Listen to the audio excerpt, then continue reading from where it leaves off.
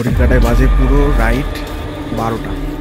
বৃষ্টি হওয়ার কারণে এই যে জল জমে গেছে মাঠে, আর ব্যাঙের খুব উৎপাত। তো ইতিমধ্যে আমরা খবর পেয়েছি যে সামনে নাকি গাছে ভূত দেখা গেছে। আমরা এখন চলে যাচ্ছি এখান থেকে, কারণ আমাদের একটু আগেই কিসের একটা আওয়াজ পেলাম।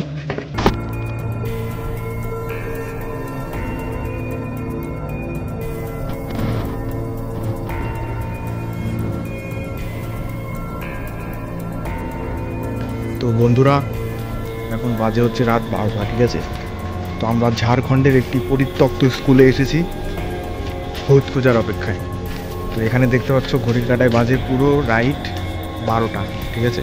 তো এখানে আমরা কজন আছি? এখানে আমরা 4-5 জন এসেছি। এটি ঝাড়খণ্ডের একটি পরিত্যক্ত স্কুল। এখানে আজ থেকে প্রায় 100 বছর আগে পড়াশুনো করানো হতো, কিন্তু এখন স্কুলটি বন্ধ। কি মামা? তো এখানে আমরা এই কয়েকজন এসেছি। আর দেখো চারিদিকে বৃষ্টি হওয়ার কারণে এই যে জল জমে গেছে মাঠে, আর ব্যাঙের খুব উৎপাত। এই সাইকেলগুলো আজ থেকে প্রায় 100 বছর আগে এইগুলো নিয়ে আসা হয়েছিল, কিন্তু দুর্ভাগ্যবশত এখানে একটি কারণ, মানে একটি ইনসিডেন্ট ঘটার পরে সাইকেলগুলো যাবে। হ্যাঁ, গাছ রয়েছে, তাই নাকি? তো ইতিমধ্যে আমরা খবর পেয়েছি যে সামনে নাকি গাছে ভূত দেখা গেছে। চলো আসতে, বেশি কথা বলা যাবে না। ভূত যদি আবার চলে যায় তাহলে আমরা দেখতে পারবো না। তখন ঘড়ির কাঁটায় দেখো সত্যি আজকে বাজে হচ্ছে রাইট 12টা। দেখিয়ে দিই, রাইট 12টা। চলো দেখা যাক কি হয়। 12টা 1 বাজে।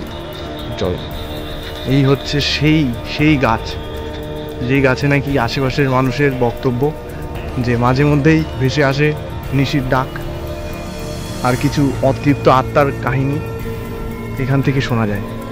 এই হচ্ছে সেই স্কুল। হ্যাঁ দেখো, এই হচ্ছে সেই স্কুল।